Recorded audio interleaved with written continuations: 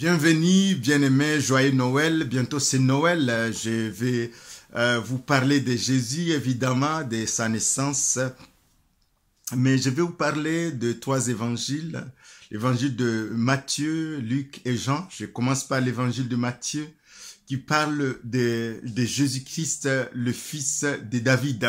On commence par Matthieu 1.1 qui dit généalogie de Jésus-Christ, fils de David, fils d'Abraham. Il veut mettre l'accent sur la Jésus-Christ en tant que postérité de David, le Messie qu'Israël attendait depuis longtemps. Il dit, le Messie que vous attendiez, il est venu, c'est Jésus-Christ. Vous l'avez méconnu, vous l'avez rejeté, et pourtant c'était le Messie. Donc au chapitre toujours 1 au verset 16, en parlant de la généalogie, va dire, Jacob engendra Joseph, l'époux de Marie, de laquelle est né Jésus, qui est appelé le Christ. Donc c'est la généalogie de Joseph, le père adoptif de Jésus-Christ. Jésus-Christ est né dans une tradition juive, et donc la généalogie est portée par le père, et donc ici on mentionne son père adoptif, parce que plus loin, il va annoncer que Jésus-Christ, l'ange va venir clairement et dire que Jésus-Christ est né par le Saint-Esprit, par la vertu du Saint-Esprit. Et nous comprenons l'incompréhension de Joseph comme tout homme.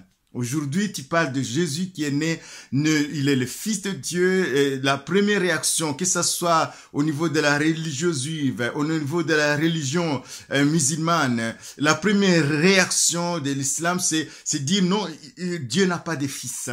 Et ici, il dit, il va naître par la vertu du Saint-Esprit. Effectivement, je le comprends parce que ici, Joseph lui-même se pose des questions. Quand l'ange lui dit, jusqu'à ce que Dieu a envoyé son ange, il dit, ne crains point de prendre Marie, ta fiancée, car l'enfant qu'elle a conçu vient du Saint-Esprit.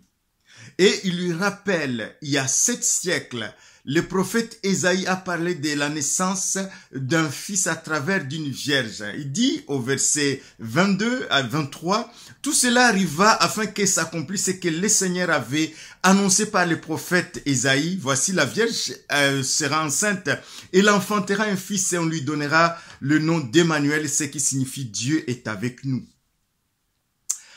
Et plus loin, dans Matthieu 22, versets 41 à 46, Jésus va interroger les pharisiens. Comme les pharisiens étaient assemblés, Jésus les interrogeait en disant, « Que pensez-vous de Christ?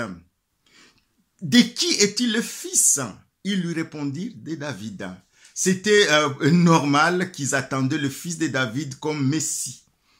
Jésus leur dit, « Comment donc David ?»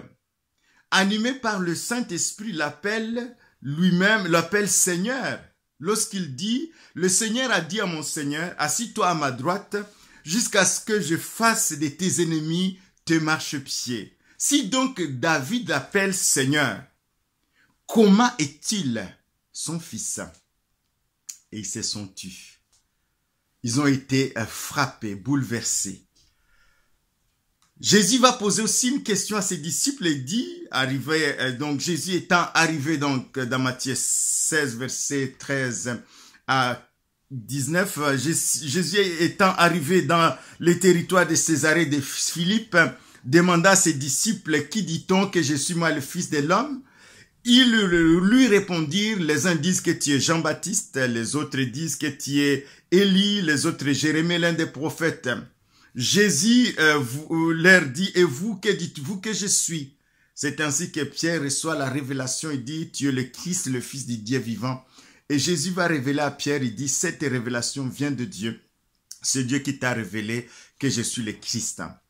Nous recevons la révélation pour recevoir Christ, pour comprendre qui est Jésus-Christ qui dépasse toute la connaissance actuelle de la science. Nous le recevons par la révélation. C'est le Père lui-même, par son Esprit Saint, qui nous révèle que Jésus est son Fils, que Jésus est le Messie, il est le Sauveur du monde, celui qui est venu sauver le péché. Et après sa résurrection, Jésus va dire, tout pouvoir m'a été donné dans les cieux et sur la terre. Allez, faites de toutes les nations des disciples, les baptisant au nom du Père, du Fils Fils et du Saint-Esprit. Enseignez-leur à observer tout ce que je vous ai prescrit. Voici, je suis tous les jours avec vous jusqu'à la fin du monde. Allez prêcher la bonne nouvelle à toute la création. Prêchez que je suis le Christ. Prêchez que je suis le Messie. Prêchez que je suis un homme qui est venu sauver les hommes en mourant à la croix. Prêchez que j'ai détruit les œuvres du diable. J'ai amené la réconciliation avec Dieu le Père. Je prêchais que je suis le seul sauveur. C'est Jésus-Christ. Nous l'attestons. Il est le seul sauveur. C'est lui qui est mort pour la croix, pour nos péchés à la croix. C'est lui qui est ressuscité, qui est vivant. Aujourd'hui aussi, toute personne qui le reçoit passe de la mort à la vie. Joyeux Noël, mes bien-aimés, et soyez bénis. Et à bientôt.